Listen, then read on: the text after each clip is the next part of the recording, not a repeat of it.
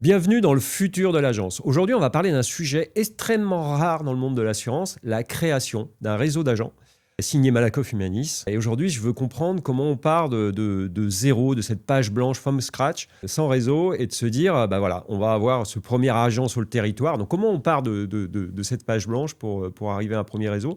Donc, on va parler réseau d'agence, on va parler développement, on va parler inspection, on va parler beaucoup de sujets qui sont captivants. Et pour comprendre vraiment comment on crée ce réseau-là, d'où vient la première idée, qu'est-ce qu'on a mis en place par rapport à ça, et surtout de ce que ça va dire aussi de la distribution, du futur de la distribution en assurance, parce qu'on peut se poser plein de questions sur ces réseaux-là. On a une période où les agences se posent des questions sur leur devenir avec l'IA, avec les nouvelles générations qui sont en train d'arriver. Les banques ferment des agences à tour de bras. Et pourquoi on a cette idée-là de se créer un réseau? Donc voilà, on va parler de tout ça aujourd'hui.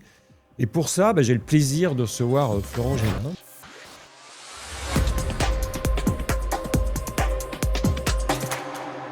Bonjour Florent. Bonjour Charles.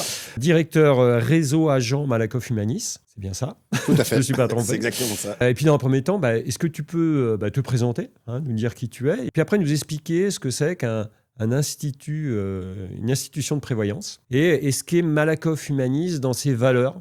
On le voit à la télévision en ce moment, il y a une grosse campagne de publicité très marquante en ce moment qui fait ressortir justement ces valeurs. Donc je trouve ça intéressant. Après, on abordera nos sujets de fond. D'accord. Bon, déjà, bonjour et merci Charles pour l'invitation. Me présenter rapidement, ça fait maintenant pas loin de 30 ans que je travaille dans le monde de la banque et de l'assurance. Globalement, 3 expériences, à chaque fois de 10 ans, dans la banque dans un premier temps, puis après dans des grands groupes d'assurance avant d'arriver il y a maintenant 2 ans au sein du groupe Malakoff Humanis pour justement la création de ce réseau d'agents généraux. Et puis pour présenter...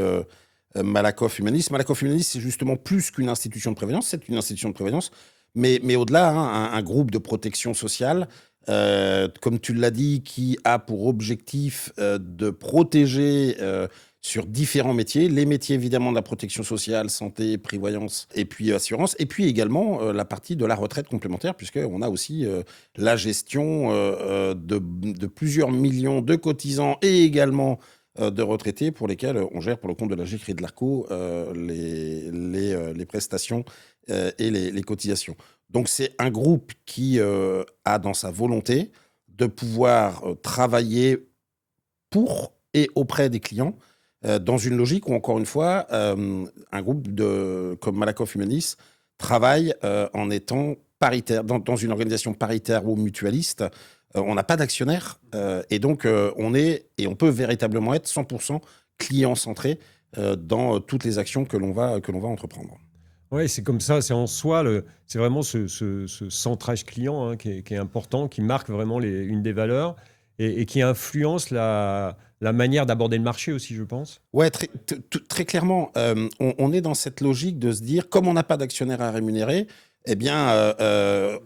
vers qui devons-nous être concentrés? On est forcément concentré auprès des collègues. On a un groupe de protection sociale et on se targue d'avoir en plus pour tous les collègues et les salariés du groupe l'un des meilleurs contrats sociaux. Mais finalement, c'est le client qui est le seul intérêt. C'est les clients qui payent les cotisations et c'est vers les clients que nous souhaitons redistribuer un maximum. Et d'ailleurs, si on veut regarder les derniers résultats qu'on a pu faire, les résultats que l'on peut faire pour des raisons techniques, financières et autres, qu'est-ce qu'on fait? On les redistribue dans des actions sociales ou sociétales, donc auprès de nos clients.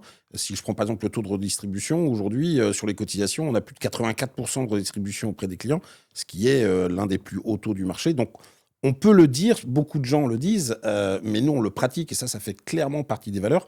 On est client-centrique et notre unique objectif est de redistribuer la valeur que l'on peut créer auprès de nos clients, qu'ils soient entreprises ou particuliers. Alors avant d'aborder cette création de réseau d'agents, parce que je crois que ça fait... je ne sais plus quand a été créé le dernier réseau d'agents. C'est le 19e siècle peut-être, non? Alors, je n'ai pas les dates précises. Non, je peux simplement te dire que quand on a démarré, un des premiers travaux qu'on a entrepris, c'est de rentrer en relation avec AGA pour leur dire, voilà, c'est quand même, même en interne, je vais revenir sur ce sujet, On a une gouvernance, comme je le disais tout à l'heure, qui est bicéphale, avec une gouvernance politique, avec les organisations patronales et les organisations syndicales qui gèrent la partie politique et qui donnent leur aval sur les décisions de la gouvernance exécutive, avec notre COMEX et nos grands patrons. Et donc déjà en interne, il fallait faire valider cette volonté de créer un réseau d'agents généraux dans une entreprise ou dans un groupe où, globalement, on est là aussi pour la défense du salariat. Mais finalement, notre gouvernance politique a bien vu qu'en créant ce réseau, on complétait les autres réseaux, on y reviendra, mais on allait aussi créer demain de l'emploi. Donc ça, c'était la première chose. Et puis le deuxième aspect, ça a été donc de contacter AGA pour dire, voilà, on va créer notre réseau. On veut le faire en respectant bien évidemment la législation, mais également les règles de l'art et ce qui a pu se faire. Et c'est vrai qu'à ce moment-là, quand on a interrogé, on nous a dit, on va faire des premières. Parce qu'on a, par exemple, été obligé de signer de manière unilatérale un accord cadre, puisque on n'avait pas de syndicat d'agents créé, puisqu'on n'avait pas d'agents au début. Et de la même manière, il a fallu qu'on crée ex nihilo un syndicat. Alors le syndicat s'est créé par lui-même. Mais oui, on a fait pas mal de premières et je pense que, peut-être pas 19e siècle, mais en tout cas, il doit y avoir... Je sais pas, 1900, peut-être 1800, ouais. Ouais, intéressant, il faudrait retrouver ça. Ce que je peux par contre te dire clairement, c'est que c'est la première fois qu'un groupe de protection sociale créait un réseau d'agents généraux. Donc là, oui, c'est véritablement une... Je vais revenir sur ce sujet tout à l'heure. Quels sont vos modes de distribution? Alors, sans parler de ce réseau d'agents, aujourd'hui, vos modes de distribution, il y a le courtage, je pense, parce que ça, je connais plus sur le côté courtage. Il y a un réseau direct aussi, je crois, non? Oui, explique-moi un peu quels sont les modes de distribution, rapidement, mais... Voilà. Je vais le faire rapidement. Rapidement. Oui, rapidement. Notre grand patron, Christophe Scherer, il a sa matrice de distribution avec ses 25 canaux. C'est presque une marque déposée. Mais pour faire très rapide, on a un mode de distribution qui a pour vocation à être équilibré entre le courtage, 50% courtage et 50% direct, des réseaux propriétaires directs. On a donc des réseaux directs sur le terrain. On a également des réseaux de vente à distance et qui répondent notamment pas mal aux flux entrants que nous pouvons avoir de la part de nos partenaires experts comptables notamment, mais aussi des clients entreprises ou particuliers. On a donc maintenant les réseaux d'agents généraux et puis on a toute une organisation auprès du courtage, que ce soit du courtage spécialisé avec les grands courtiers nationaux ou régionaux, ou du courtage de proximité. Et puis maintenant, depuis quelques années, évidemment, on travaille aussi avec la partie des courtiers grossistes et dernièrement avec des courtiers digitaux. Donc globalement, on a aujourd'hui un panel de distribution qui est complet, plus des réseaux spécialisés sur l'épargne, ou des partenaires affiliés au groupe. Alors, je vais être un peu provocateur, mais tu as commencé à l'aborder tout à l'heure, donc c'est toi qui m'a passé le relais. Est-ce que c'est pas un contresens pour Malakoff Humanis? Alors, je vais le poser différemment. Est-ce que c'est un contresens ou une évidence stratégique de créer un réseau d'agents généraux pour justement un groupe de protection sociale? Et je pense que ça a dû grincer les dents à un moment, peut-être, mais voilà. Alors, faut que je fasse attention à ma réponse parce que... Je risque d'avoir mes grands patrons qui pourraient se fâcher. Non, je pense que c'est apparu comme une évidence stratégique, mais qu'il a fallu beaucoup de pédagogie et d'explication pour pouvoir justement l'expliquer à toutes les composantes de l'entreprise, tout d'abord stratégique, puis après dans les réseaux, pour que ça puisse finalement, ce que l'on vit aujourd'hui et puis ce que l'on va vivre dans les années à venir, apparaître in fine comme une évidence. Si je veux reprendre et répondre à ta provocation, au début, c'est une idée, forcément. C'est une idée d'hommes qui se disent, dans mes réseaux de distribution, on en parlait juste avant, qu'est-ce qui me manque pour pouvoir bien gérer mes clients? Parce que la réflexion de Malakoff Humanis vient de là. Ah, c'est ça. On a des clients entreprises, et on est connu historiquement pour une entreprise, la santé collective, les conventions collectives, et donc on a beaucoup de clients. Et finalement, quand on analyse notre portefeuille, quand nos grands patrons analysent notre portefeuille à un moment, on se dit, mais dans nos clients, oui, on a des grands groupes. Et puis, le CAC 40, c'est beau d'avoir des entreprises dedans ou les grands établissements, mais il n'y en a que 40 dans le CAC 40. Or, le tissu français, c'est des millions d'entreprises et de TNS. Et puis, quand on regarde notre portefeuille, on se rend compte que on a beaucoup de TPE, beaucoup de TNS, ou même beaucoup d'entreprises pour lesquelles on a le contrat de l'entreprise, mais on ne travaille pas avec le dirigeant ou avec les cadres et les salariés. Et donc, c'est de là que naît l'idée de se dire, à l'intérieur même de notre client, de notre portefeuille, pour bien gérer nos clients, encore une fois, cette idée d'être client-centrique, Malakoff s'est posé la question de se dire, mais comment je fais pour être encore plus proche, pour être encore plus dans la réponse aux attentes de mes clients qui, in fine, à l'origine, sont des grandes entreprises, mais sont aussi des TPE, PME, et sont aussi finalement des individus particuliers avec des problématiques tant professionnelles que personnelles. Et c'est de là que finalement, dans l'analyse stratégique qui a été faite, dans les travaux qui ont été menés, il a été décidé et il est paru, in fine, comme une évidence, comme je disais, qu'un réseau d'agents généraux était la meilleure réponse possible pour pouvoir, encore une fois, bien gérer et être dans la meilleure réponse possible, être client-centrique. Oui, mais je pense que c'est une évidence. C'est une provocation gentille, mais je pense que c'est une évidence. Mais où tu as raison, c'est que même si c'est une évidence, une de mes missions est aussi, encore aujourd'hui, le fait de faire accepter, intégrer ce réseau dans les savoir-faire que l'entreprise avait déjà, et aussi de créer des synergies, parce que, in fine, et ça c'est fondamental, et on commence déjà à s'en rendre compte, ce maillage à la fois de nos entreprises par catégorie et du territoire nous permet d'avoir beaucoup de synergies à développer entre les réseaux plutôt que d'être en concurrence. Alors, comment on part de zéro? Comment on part de cette feuille blanche? Parce que il y a eu cette idée-là qui a été émise. Je pense que je ne sais pas qui a porté cette idée-là aujourd'hui, qui a porté l'idée de se dire il faut un réseau d'agents généraux. Voilà, tu veux me le dire? Très clairement, c'est le COMEX, et notamment avec Thomas Saunier, Christophe Scherer, qui, ce que j'expliquais précédemment, ont fait cette analyse et à un moment, en travaillant avec leur conseil, on dit il faut qu'on lance ce réseau-là. J'avais oublié de le dire, mais tu me permets d'y repenser. C'est donc le COMEX qui l'a décidé. Et on est aussi dans une forme, encore une fois aujourd'hui, paritaire et mutualiste, qui fait que n'ayant pas d'actionnaire à rémunérer, on a le temps pour nous aussi. Parce que créer un réseau d'agents en démarrant de zéro, ça prend un petit peu de temps. C'est-à-dire que le fait de ne pas avoir d'actionnaire à rémunérer et d'être client-centrique nous permet aussi de travailler sur le temps long. Et ça, c'est quand même extrêmement important, d'où notre volonté, on en reparlera sans doute, de créer un réseau très stable dans la durée, parce que c'est dans la durée que finalement tout le monde, le client, le groupe et les agents seront gagnants. Parce que c'est adressé à un réseau d'indépendants. Il y aurait pu, je pense qu'ils y ont pensé, mais le choix aurait pu être fait sur un réseau d'agences aussi, comme une mutuelle, un réseau d'agences avec des salariés, en adressant tout le territoire et en ouvrant 100 agences tout à fait. from scratch, quoi. Et c'est pas le choix. Oui, tout à fait, parce que et d'ailleurs ça existait un petit peu, parce qu'il y a même eu une période, ce qu'on appelait, alors moi je ne l'ai pas connu, chez Malakoff, mais les boutiques. Donc ça rejoint un petit peu, je pense, ce que tu disais. Mais oui, ça aurait pu être ça. Et finalement, le choix stratégique qui a été fait a été différent. Dans la volonté très clairement également, je pense, de faire le lien entre le direct et le courtage, puisque on le sait, un réseau d'agences, c'est quoi?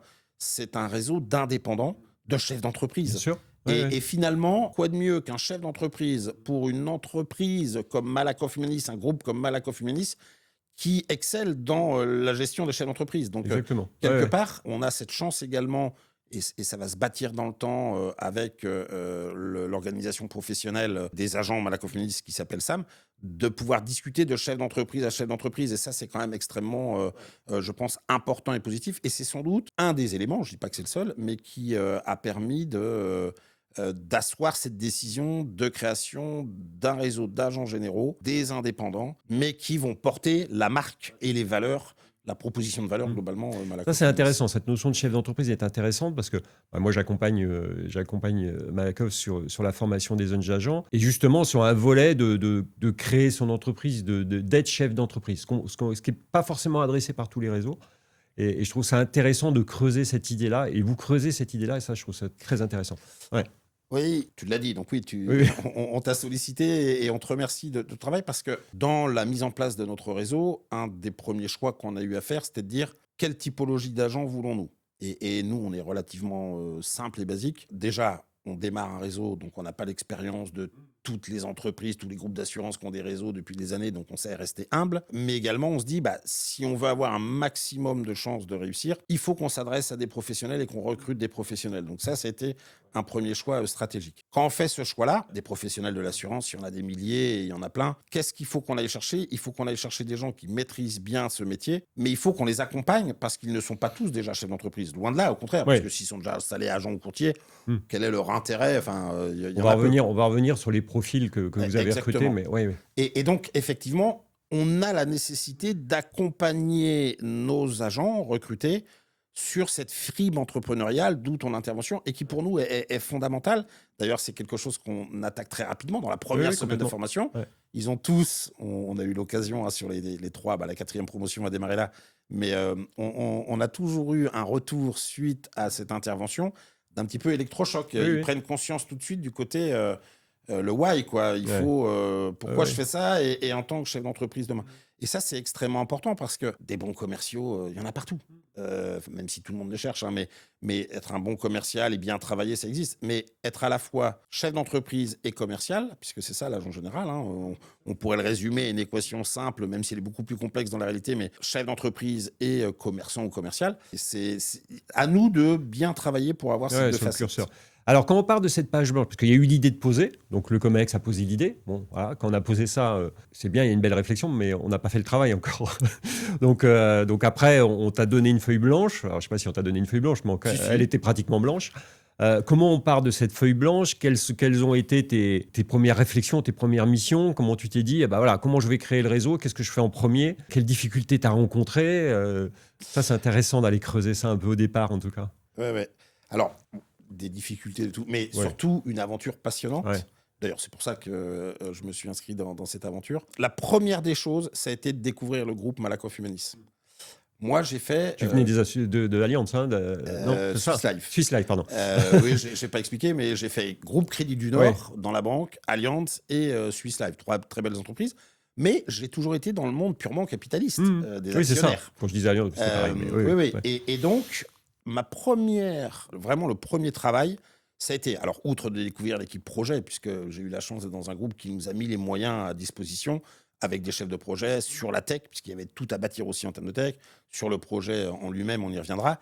Mais la première des choses, ça a été de découvrir le groupe. C'est quoi un groupe paritaire et mutualiste? C'est quoi un groupe de protection sociale? C'est quoi un groupe qui gère aussi la retraite complémentaire? Enfin, voilà, on a quand même un groupe qui travaille sur tous les métiers, comme je le disais tout à l'heure. Et ça a été de découvrir la culture, les valeurs. Et là, ce que j'étais venu chercher, ce qui m'intéressait en changeant justement de monde, eh bien, c'était hyper important pour pouvoir bien assimiler la proposition de valeur et ce qu'on allait mettre sur cette feuille blanche du début. Et puis ensuite, il y avait en fait 2 facettes. Travailler en interne avec toutes les directions concernées par un projet agent général. Parce que la nouveauté qu'on a amenée en interne, c'est de dire, on va créer le premier réseau qui va avoir une 30aine de solutions dans sa sacoche et qui va à la fois faire de la santé individuelle, de la santé collective, de la prévoyance TNS, de la prévoyance collective, de l'assurance vie, de la retraite, de l'emprunt. Enfin, globalement... Avec des solutions qui n'existaient pas encore. Alors, toutes les solutions existaient, si, quand même. Mais il a fallu quand même en créer, en tout cas les adapter. Complètement. Les adapter ou essayer de les trouver avec des partenariats en interne et tout. Mais globalement, c'était aussi une nouveauté, ça, pour le groupe. Et aussi, donc, porter cette nécessité de se dire, on ne travaille pas que sur une catégorie, par exemple, de clients, où on ne travaille pas que sur un métier, mais on travaille sur tous les domaines, tous les métiers, sur tous les types de produits. Donc ça, c'était la première chose. Et la deuxième, c'est ce que je te disais tout à l'heure, ça a été très, très, très rapidement, et le premier cadre, de bâtir également le cadre juridique de l'installation de nos futurs agents. Donc, des échanges avec AGA, des échanges avec la cabinet de conseil, notre direction juridique qui a fait un travail phénoménal, comme toutes les directions. Mais il nous fallait bien ce socle-là et il nous fallait être capable de dire, voilà ce sur quoi on va pouvoir demain faire notre proposition de valeur auprès de nos agents. Alors, une fois que le cadre est posé, il évolue, je pense que vous y travaillez tout le temps et il y a toujours des ajustements. On entend parler de certains, donc il y a des ajustements forcément. Voilà, ça s'est posé. Et après, vous vous dites, tu t'es dit, il va me falloir une équipe, je suppose, et puis il va falloir commencer à recruter les premiers agents. Donc ça a été...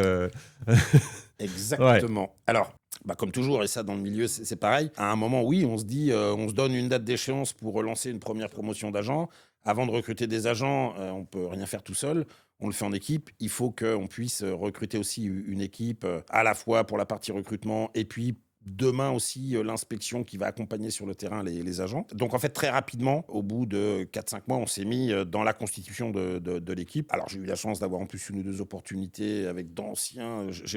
On a même recruté des gens avec qui j'ai travaillé au tout début, il y a 25 ans. Mais il a fallu bâtir cette équipe. Et puis on a aussi bénéficié des ressources en interne. Je parlais de de la partie recrutement. On a pu avoir des appuis pour le lancement qui nous ont permis de nous accompagner dans cette mission de recrutement, de créer tout ce qu'il fallait créer aussi, à la fois les annonces, les fiches de poste, enfin toute cette partie-là. Donc là, on fait jouer le réseau forcément. Ouais. Et puis également, on prête très attention au fait de travailler à la fois avec de l'interne et à la fois avec de l'externe. Parce que la volonté et le choix, ça a été très clairement, gardons cet ADN du groupe Malakoff Humanis, également dans la direction qu'on va créer, surtout ne pas créer une direction qu'avec des gens de l'extérieur, en silo. Évidemment qu'on avait besoin des compétences externes de gens qui connaissaient le monde des agents généraux, mais on a une équipe donc bicéphale avec aussi des gens qui connaissaient parfaitement le groupe, parce que derrière, il y a de la gestion, il y a des organismes de gestion, il y a toutes ces choses-là. Donc, avoir une équipe qui soit, je dirais, composée à la fois d'externes, d'experts ou Ouais. de sachants, de connaisseurs du monde des agents, et puis également d'internes, de gens qui ont la culture, qui connaissent et qui maîtrisent le groupe. Alors ça, c'est une fois ça posé, alors vous vous êtes posé un objectif, alors il a été écrit, donc je pense qu'on peut en parler, hein, c'était de se dire 100 agents sur le territoire à horizon 2 ans, c'était ça, non? Non, c'était 3 ans? horizon 5 ans. 5 ans, 5 ans. Oui, oui. Donc 100 agents sur le territoire à horizon 5 ans. Donc ça, c'est l'objectif. D'après ce que je vois, il va être atteint avant les 5 ans, non? Je pense. On est bien parti pour. Ouais, on est bien parti. À un moment, je me suis dit, à l'allure où ils vont, parce qu'il y a eu une ou deux sessions où il y avait beaucoup de monde. Il y avait beaucoup de monde. Je dis, à cette allure-là, dans 6 mois, c'est réglé. Et puis là, ça ralentit un peu quand même. Oui, non, Mais, alors, ouais. oui, non, mais t'as raison. L'objectif, il est très clair, c'est d'avoir un réseau de 100 agents Ouais. généraux pour plusieurs raisons. Alors, ce qui ne veut pas dire que... On parlera de 2030 à la fin, mais Voilà, ça, c'est où d'autres vous sujets. pouvez aller. Mais, oui. mais très clairement, notre objectif, c'est d'avoir Ouais. 100 agents Ok. généraux installés en réussite. Ça Et permet de mailler le territoire, 100 agents. Comment il a été posé, ce chiffre-là? on va être très, très Ouais. clair. Premièrement, Malakoff Humanis a toujours aimé les réseaux à taille humaine. Ok. Donc, Oui. vous ne verrez jamais chez Malakoff Humanis de réseau de 2000, 3000, 4000 personnes parce que ça a toujours été l'ADN du groupe. D'ailleurs, ce qui va en accord avec ce que je te disais précédemment. Deuxièmement, un maillage de territoire en se disant on veut être en proximité. On crée quand même quelque chose de zéro. Donc, les arbres ne montent pas au ciel non plus en quelques jours. Donc, on s'est dit on va essayer de couvrir le territoire en se disant chaque département, on Ok. se donne la capacité de pouvoir couvrir chaque département. Et puis, évidemment, là où on a des zones à potentiel avec des villes, avec des bassins très importants, Oui, sur Marseille, on pourra Lyon, avoir bassin Marseille, parisien. Lyon, enfin, la oui, bien région sûr. parisienne. Voilà, Ouais. on va dire que travaillant sur la cible TPE, TNS, individuelle, du potentiel, il y en a partout, mais il y a des bassins qui sont un petit peu plus forts. Donc ça a été Ouais. l'objectif très Le clairement maillage du affiché. territoire. Ouais. Voilà, et puis en voulant monter progressivement, en se disant on va recruter 20 agents généraux par an sur les 5 années. Donc on a commencé en 2024, donc objectif 2029 d'y être arrivé. On a eu un succès sans doute aussi parce que voilà, on a amené une proposition de valeur différente. Parce que arriver en disant on va faire la même chose que ceux qui sont déjà en place, on n'est pas plus fort que les autres. Comme je l'ai dit tout à l'heure, on n'a pas l'expérience des autres réseaux et des autres compagnies. Ça n'avait aucun intérêt. On est un groupe différent, donc on a une proposition de valeur différente. Et donc c'est vrai qu'on a eu pas mal de succès. On a eu des premières promotions un peu plus importantes, dont une à une vingtaine d'agents. Oui, 20, 25. Ouais, C'était beaucoup. Et sincèrement, c'est beaucoup. C'était beaucoup. Mais on tire des enseignements. Oui, bien sûr. Et 20, c'est beaucoup Ouais. parce que même dans la gestion, dans la logistique et tout ça. Donc, on a voulu répondre au maximum aux beaux dossiers et aux belles candidatures qu'on avait. Mais après, on a pris un parti pris. Dorénavant, on travaille par promotion de 10, 12 Oui, c'est ça. agents. C'est ce qu'on a fait là sur le mois de février. C'est ce qu'on fait sur le mois de mai. Parce que ça nous permet aussi, faut savoir, encore une fois, comme je disais tout à l'heure, rester humble, ça nous permet aussi de bien travailler avec nos agents et puis de pouvoir évoluer, de faire évoluer notre stage d'intégration, d'habilitation de nos agents pour l'améliorer à chaque fois. À quel moment tu t'es dit c'est plus compliqué que prévu? Est-ce qu'il y a un sujet? C'était sur le recrutement, c'était sur la gestion des hommes après, Alors, sur le recrutement, non, parce que comme Ok. je te l'ai dit, Ouais. on a plutôt eu un peu de succès. Je ne dis pas que ce ne sera pas forcément le cas, parce qu'il peut y avoir toujours des aléas, mais pas sur le recrutement. Non, le plus compliqué, c'est pour moi très clairement de penser à tout. Et surtout de bien respecter quand on part de zéro et de ne pas oublier au début toutes les étapes qui doivent être faites les unes en même temps que les autres. Je parlais tout à l'heure, il nous fallait du juridique pour avoir l'accord cadre, mais en même temps, on ne pouvait pas se permettre de ne pas bâtir l'équipe, sujet que tu abordais. On ne pouvait pas non plus se permettre de ne pas aborder l'offre de solutions, de produits et de services, parce qu'on veut mettre des services qu'on allait intégrer dans notre package pour nos agents généraux. Donc en fait, par moment, j'ai eu quelques sueurs froides avec le chef de projet et l'ensemble des gens qui y travaillaient, en se disant « Ah, mais mince, il faut absolument qu'on accélère sur tel ou tel mouvement ». C'est là aussi où on a la chance. Oui, parce que vous avez été vite quand même, en même temps. Quand j'ai vu la première promotion, c'était l'été dernier où ils se sont retrouvés sur le terrain. Et oui, bah voilà, après il faut accélérer tous les produits, il faut accélérer la mise en place d'outils, il faut accélérer tout ça. La mise en place d'un syndicat qui n'existait même pas sur la première promotion. Oui, donc, et après, on parlera de l'inspection après, mais voilà, donc beaucoup de sujets où tu te dis, j'aimerais que ça aille plus vite et en même temps, voilà. C'est vrai, mais quelque part, oui, t'as raison, j'y repense en même temps, c'était bien chaud par moment. Globalement, on a monté notre première promotion qui a pu arriver en 14-15 mois, et ça peut paraître long et très court à la fois pour tout ce qu'il y avait à faire. Mais d'un autre côté, on avait cette énergie positive de se dire on a une deadline et cette deadline-là, on doit être prêt à ce moment-là. Et l'avantage, encore une fois, d'un groupe comme Malakoff qui, je le disais, est très client-centrique, mais presque dans notre exemple du réseau des agents généraux, était agents généraux centrique puisque c'était un projet d'entreprise important. Donc les moyens étaient mis à disposition avec une énergie. Et puis l'aspect de la création de la nouveauté aussi, qui fait que moi, j'ai eu des équipes, encore une fois, j'y repense régulièrement, de toutes les directions de la tech, parce que j'en ai parlé vite fait tout à l'heure, mais il y avait tout un environnement tech à créer. La phase de commissionnement qui arrive de 8-10 organismes différents. Et toute cette partie-là, mais il y avait cet aspect nouveauté, cet aspect innovation. Ouais, j'ai senti un esprit start-up, tu vois, un peu. C'était un petit peu... j'ai senti un esprit start-up. Alors, je ne sais pas si on peut le dire comme ça dans l'Institut de protection sociale, mais il y avait un esprit un peu start-up comme ça qui était ben voilà, on va découvrir les choses et il y en a qu'on découvre et puis on règle les problèmes, les uns derrière les autres et c'était intéressant, c'est passionnant en même temps, je pense. Mais... Ouais, je partage. Il n'y a pas de mal à dire. C'était un état d'esprit start-up. Ouais, complètement. Mais de tout le monde, en fait, de tout le groupe. Les complètement. directions digitales, tout le monde travaillait dans ce sens-là. Les directions métiers, sur les offres produits et tout, l'acteur et tout. Donc, c'était, il y avait vraiment... Et puis, il y avait aussi ce côté où, à chaque fois, on posait, quand nous, on arrivait... et qu'on mettait un nouveau chantier à table, on posait une nouvelle équation, mais une nouvelle inconnue. Une équation avec une inconnue, on disait, bah voilà, pour le monde des agents, voilà ce dont on aurait besoin.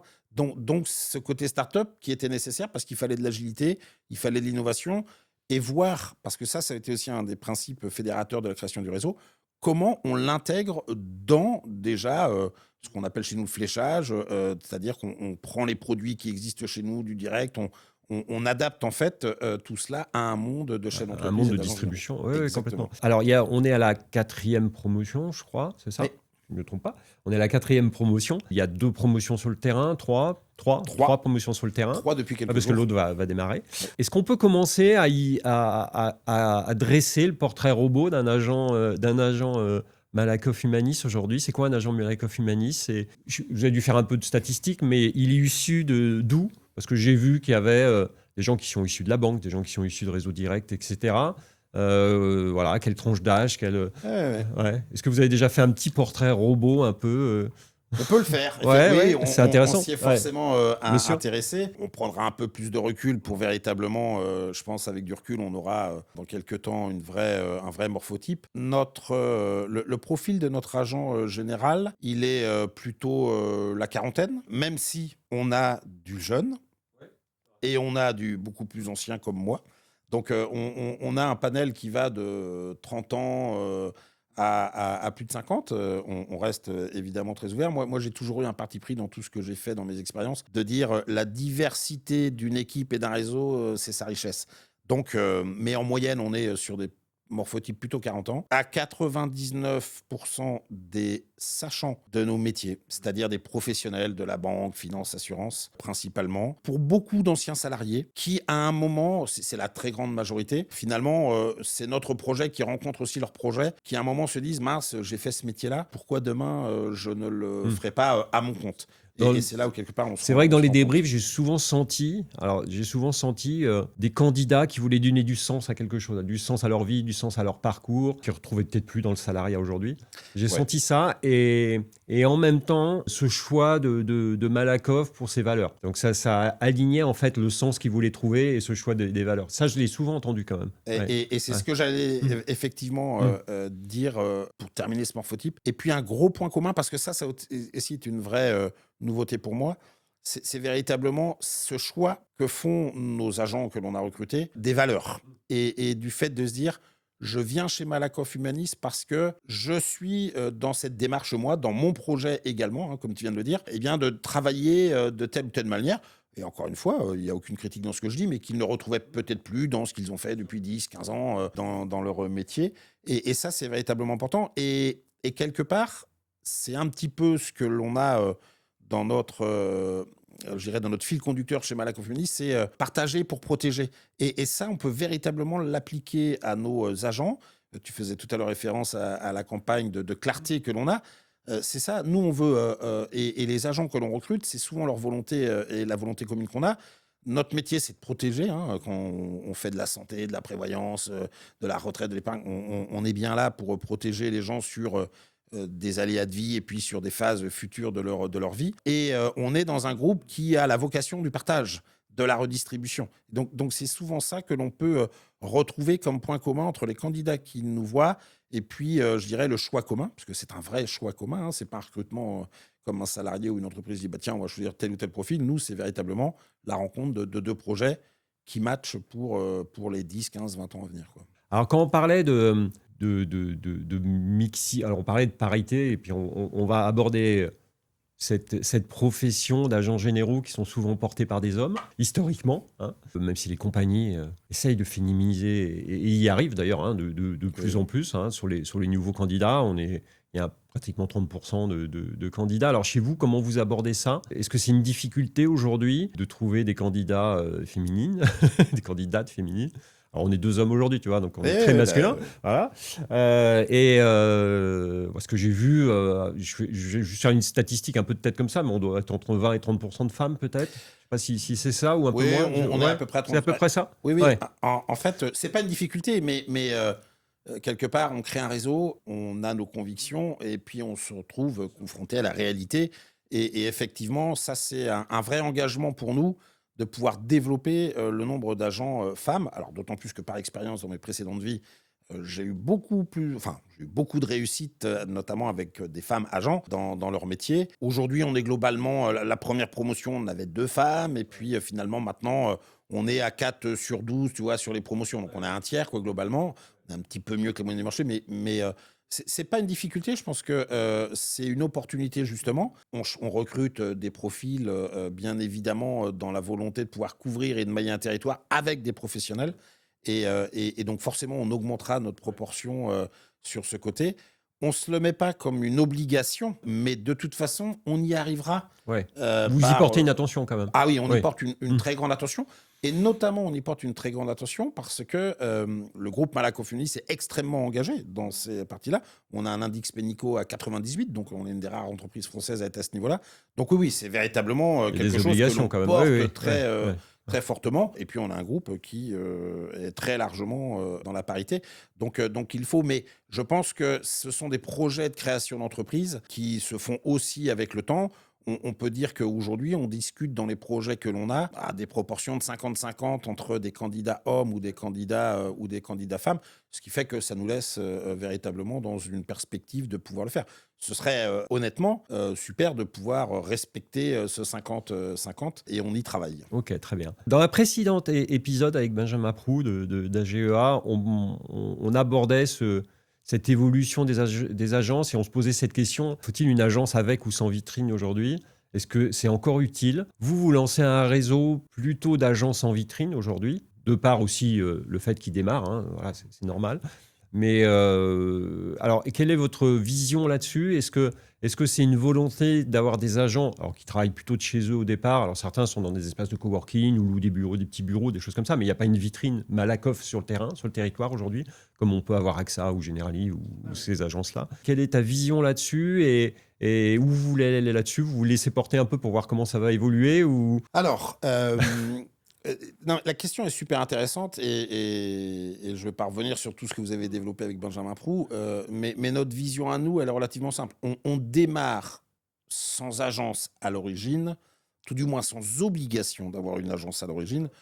Je dirais plus, pour être très transparent, par volonté économique, c'est-à-dire par choix économique, de se dire quel est l'intérêt lorsque l'on lance son activité dans un domaine comme le nôtre d'avoir une agence vitrine. D'autant plus que nos agents sont des agents spécialisés en assurance de personnes. Donc, non pas Ce qui peut forcément... être le cas de Swiss Life, justement, un peu quand même.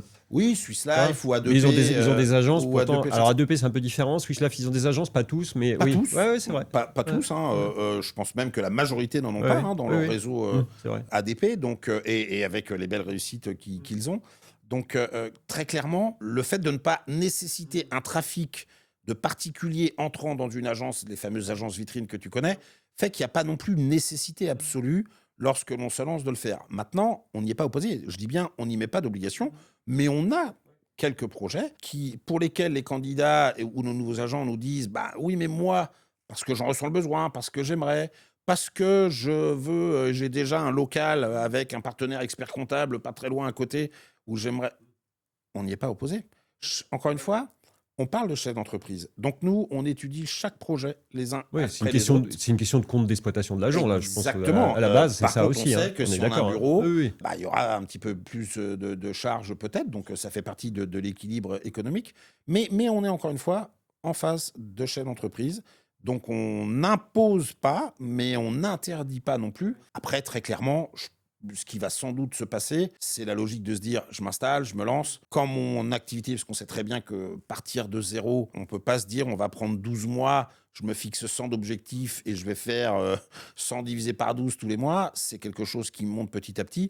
Et très clairement, je pense qu'au bout de 2-3 ans, et chaque projet encore une fois sera différent, on aura sans doute des agents, parce qu'en plus un agent n'est pas ennemi de ses propres intérêts, qui prendront ou qui voudront avoir leurs agences. Mais je pense qu'on sera plus dans un modèle d'agence à étage, comme on dit, Ok. Oui. demain, peut-être même dans une zone tertiaire. Encore une fois, pourquoi en tant qu'agent général, je vais aller rencontrer notre cible, des chefs d'entreprise, des dirigeants, des TNS ou des patrons d'entreprise. C'est pas eux qui vont venir dans mon agence en plein centre-ville où il y a souvent du mal à se garer pour venir me rencontrer. Après, C'est moi qui vais aller les voir. C'est peut-être une question de visibilité. Ça permet aussi peut-être de faire des rencontres avec des agents, des choses comme ça. Oui. Voilà, il peut y avoir son intérêt. Il y a tout son intérêt, mais dans notre modèle aujourd'hui, encore une fois, ça fait partie de ces évolutions qui se feront avec le temps. Mais on en avait parlé un peu, vous avez commencé à avoir cette réflexion aussi de se dire... On en a quelques-uns d'ailleurs. Demain, il y a une agence qui veut s'installer. Là, tu vas avoir un nouveau sujet. Il faut qu'on crée une identité visuelle, il faut qu'on crée un bandeau, il faut qu'on crée... Exactement, la vitrofamille. Complètement. Mais c'est, sans dévoiler de secret, c'est déjà des sujets sur lesquels, en interne, nous, avec la direction de la communication, par exemple, on travaille, on prend le temps, mais on échange là. Et puis, on a déjà les premières demandes de nos agents sur ces aspects-là. Donc ça nous servira sans doute pour la suite. On le voit sur les profils, vous avez des profils d'agents, on sent que ça va être des agents, ils vont travailler de chez eux, ou ça va être des agents sans agence vitrine, et puis il y a aussi des associés déjà aujourd'hui, donc vous êtes déjà sur une culture d'associés, donc ça c'est intéressant, avec cette association peut-être d'expertise, donc j'ai vu qu'il y avait dans chaque promotion, on a un petit groupe d'associés, à 2, à 3 même, voilà, c'est intéressant parce qu'on sent que c'est aussi... une évolution des agents d'assurance vers l'association. Ça, on le sent vraiment. Oui. Et puis, j'avais dit à la personne qui est venue travailler avec moi, Yannick, je lui avais dit, bon, la première promo, on prend que des agents tout seuls, pas de société et tout, on démarre et tout. Et évidemment, il m'a bien écouté. Première chose, un jour, il me dit, tiens, mais on va avoir 2 agents associés en société et tout. Ah bah, j'étais bon. Et finalement, au-delà de l'anecdote, on crée un nouveau réseau. Encore une fois, on a énormément travaillé avec AGA et je les en remercie sincèrement. On s'est dit aussi, soyons modernes. On était en plein dans les périodes où, même si je sais qu'historiquement, avec les compagnies d'assurance, la société, nous, on s'est dit, allons-y. Et donc, finalement, on a mis les pieds dedans tout de suite et on s'est dit, soyons ouverts à ça. Ça fait partie de l'évolution du métier des agents, de ce qui a été réalisé. Donc, soyons partie prenante de ce sujet. Et donc, oui, à chaque promotion, on a Ouais, c'est des intéressant. associations, Ouais. on a des sociétés, donc de l'exercice en société.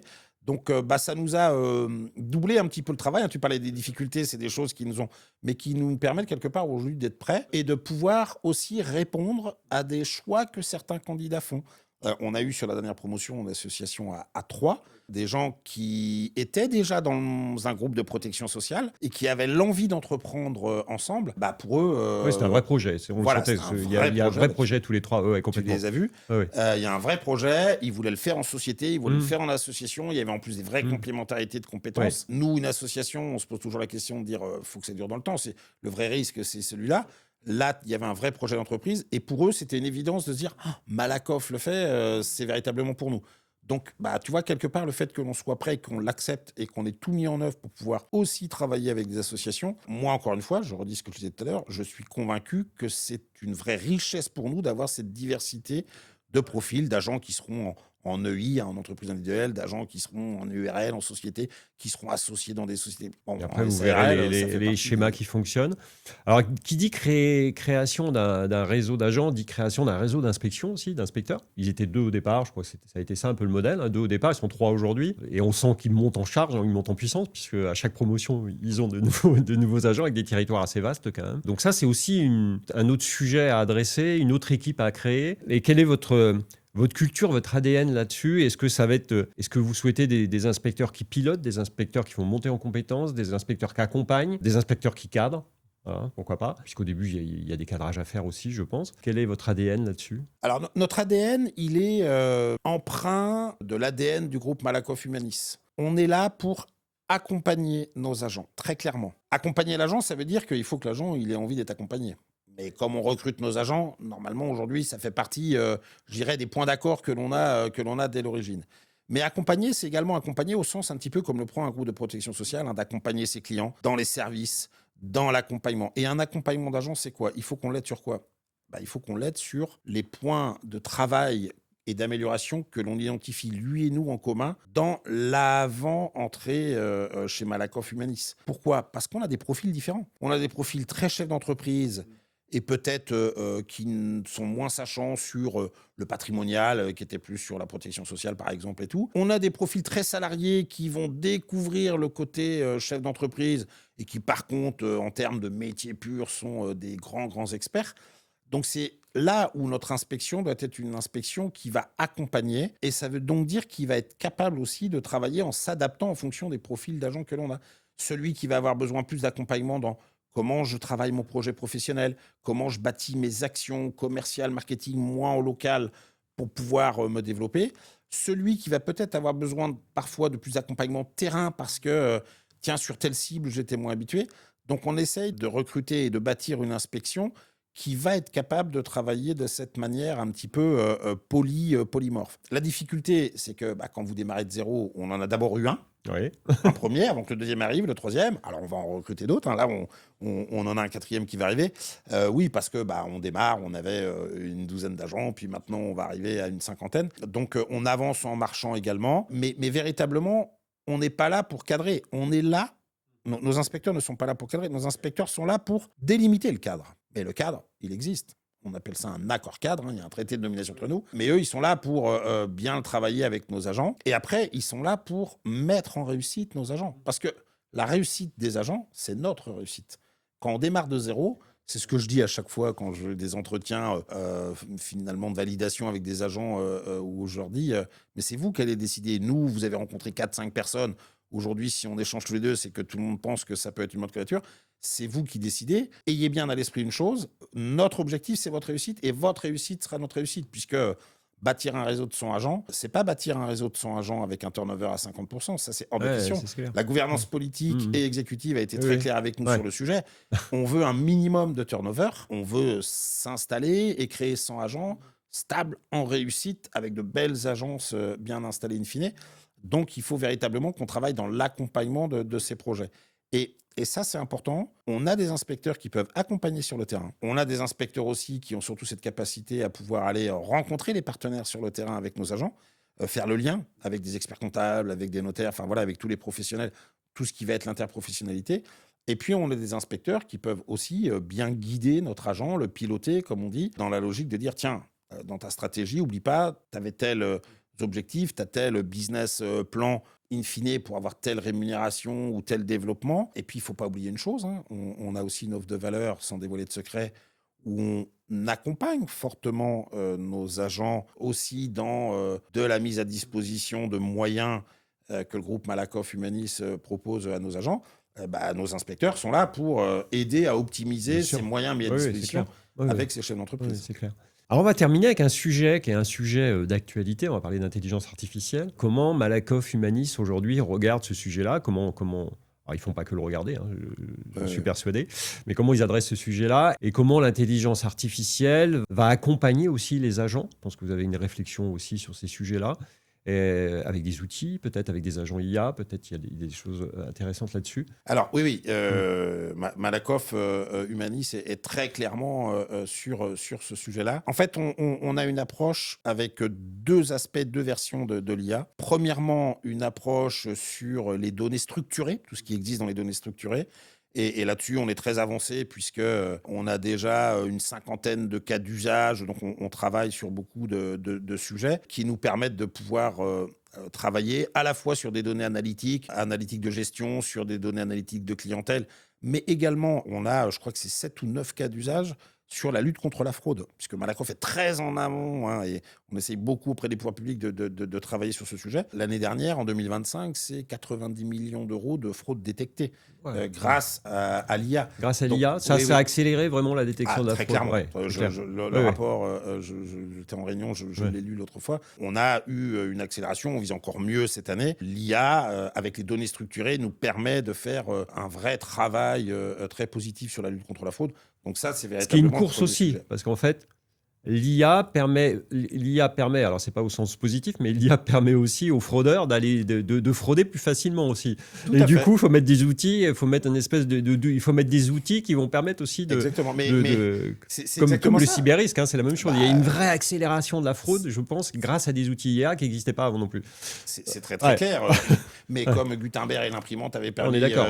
Mais là, c'est clair. Mais l'IA, c'est ça qui est assez extraordinaire, c'est que l'IA augmente les usages de fraude, mais l'IA nous permet aussi de détecter ce genre d'agissement. Donc là, c'est un vrai beau succès et c'est un vrai travail sur les données structurées. Et puis, on a une deuxième version de l'utilisation de l'IA que l'on travaille chez Malakoff Humanis sur les données non structurées, là. Et tu en parlais notamment avec des agents conversationnels, avec toute cette partie-là. Et là, on est en phase de développement. On a d'ailleurs quelque chose qui devrait bientôt sortir sur le sujet pour les TNS et tout. Mais effectivement, on est dessus. Après, on a une vraie conviction. Et ça, c'est la conviction de Malakoff Humanis. Elle colle à 200% avec un réseau d'agents généraux. Donc, j'en suis très, très heureux et très fier. C'est que l'IA n'a qu'une seule véritable plus-value, c'est d'être au service de l'humain. On est un groupe de protection sociale, hein, je le redis encore une fois, c'est l'humain qui fait la différence. Notre métier, hein, c'est de partager nos savoir-faire, partager nos compétences pour protéger nos clients. Et l'IA doit travailler pour cela. Et ça colle parfaitement avec un réseau d'agents parce que quelque part, les agents généraux, je dis toujours, c'est le parfait alliage entre de l'humain et de la tech, du physique et du digital. Et donc, quelque part, cette IA doit nous permettre de travailler à améliorer à la fois les conditions de travail de nos agents, mais également, quelque part, la partie du service et de ce que l'on va pouvoir proposer à nos clients. J'y crois réellement qu'on va avoir cet agent général augmenté, hein, vraiment augmenté. Voilà. Mais par contre, il y a un vrai virage à prendre de la part des agents, hein, parce qu'il faut vraiment qu'ils y aillent, qu'ils s'intéressent à ce sujet-là. On sent qu'il y a beaucoup de demandes sur les formations. Je ne sais pas si... il y a sûrement une réflexion de peut-être prévoir un module d'IA, et je pense que c'est quelque chose d'intéressant c'est un sujet sur lequel il faut réfléchir, sur les usages, comment s'en servir en outil, comment on va augmenter son service au client, comment on va augmenter sa rédaction, comment on va augmenter et je pense qu'il y a des sujets intéressants là-dessus aussi. Oui, alors, je partage 100%. On ne l'a pas mis au début parce qu'on avait déjà tellement de choses, mais ça, très clairement, avoir un module sur l'IA dans la formation, dans la formation que nos agents... c'est inéluctable. On y c'est arrivera, donc on y pense et on y réfléchit. Mais ce côté l'agent augmenté par l'IA existera. Et nous, on est aujourd'hui un réseau jeune, je ne veux pas dire moderne, Si. et donc à nous d'être clairement sur le sujet. Et d'ailleurs, ce qui est assez intéressant, c'est que on est déjà challengé par nos agents via SAM, le syndicat de nos agents. Oui, parce qu'ils challenge. Hein. Ils challenge, et c'est génial. Ouais. La dernière réunion que l'on a eue avec le bureau était justement de dire, et dans la commission Outil Tech, bon, nous, messieurs, voilà, on a un bel outil que vous nous avez mis de CRM et tout, mais regardez, on a telle chose et tout. Est-ce que demain, vous ne pourriez pas nous le connecter avec notre CRM, comme ça, globalement, hein, speech to text, que les données, qualité des données, nickel, ce que l'on a dans l'esprit, qu'on note et que demain on retranscrit dans notre CRM, est-ce que en discutant avec le client et en prenant, on pourrait pas directement pouvoir incrémenter et donc vous, compagnie Malakoff, groupe Malakoff Humanis, améliorer, avoir une qualité de données impeccable et nous avoir du gain de temps et ne pas faire d'erreur. Donc on est véritablement challengé déjà par nos agents sur le sujet. C'est sans doute que le début. J'avoue que je me suis entouré et recruté de gens plus jeunes que moi. Donc, j'ai aussi en interne dans les équipes un ou deux. On te pique aussi tous les matins. Ouais.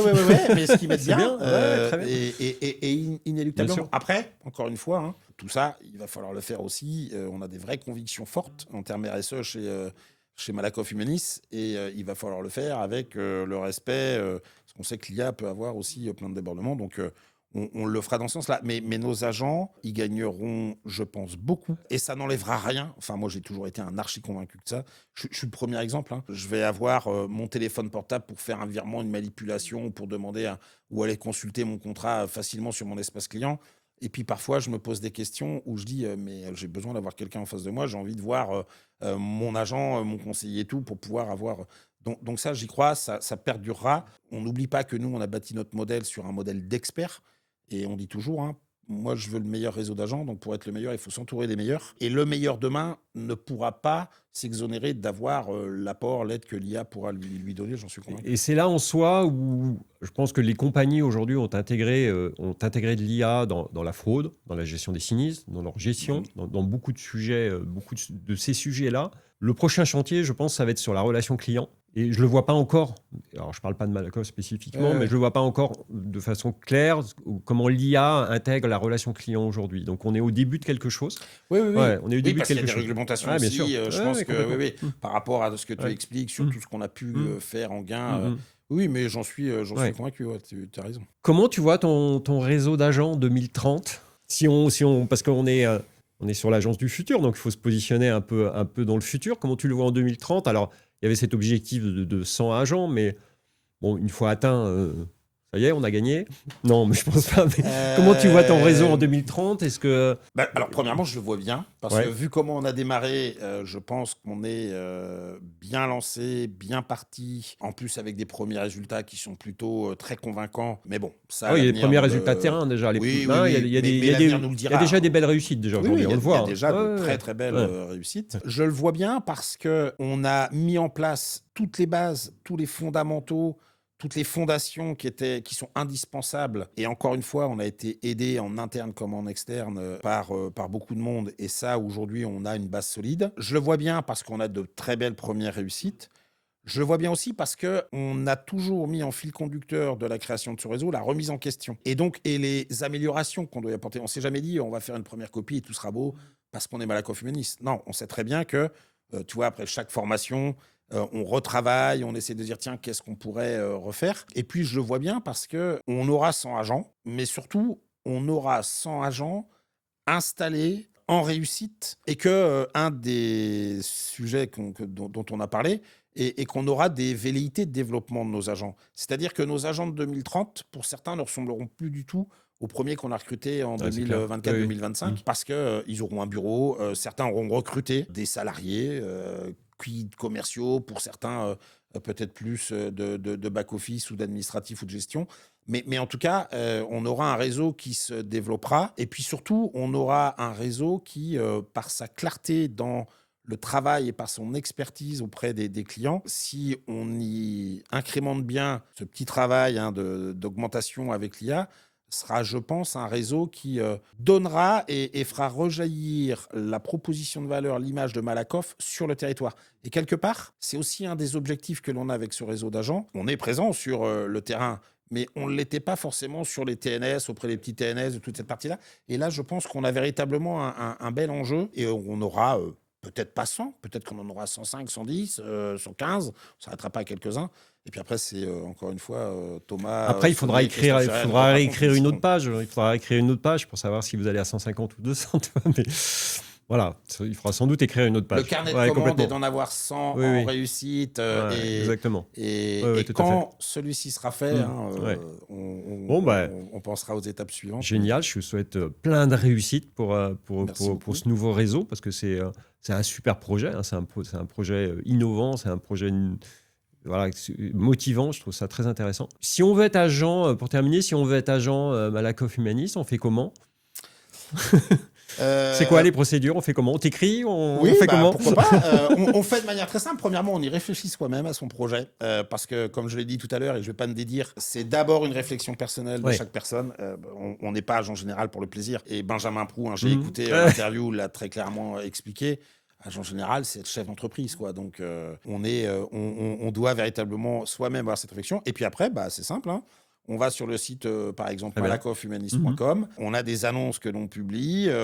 Vous avez agents généraux, vous pouvez postuler. Vous avez même d'ailleurs mes coordonnées, celles de Yannick Perrin, qui est le responsable du développement, qui est joignable. Et puis sinon, vous nous retrouvez sur LinkedIn. Sur LinkedIn, on peut te suivre, on peut t'écrire et t'orientera les candidats sans problème. Exactement. Ouais, okay. Et on est preneur. Et on a encore, puisqu'on a à peu près une cinquantaine d'agents, on a encore un maillage du territoire et pas mal d'endroits où on est preneur. Donc, n'hésitez pas, si vous avez cette volonté, on est là pour travailler avec vous. Bon, merci Florent pour cette conversation. Charles. C'était très intéressant. Merci. Merci à toi. Puis on se retrouve pour un prochain épisode du futur de l'agence. À bientôt. Merci d'être resté jusqu'au bout. Pensez à vous abonner. On revient dans 15 jours avec un nouvel épisode, le futur de l'agence. À bientôt.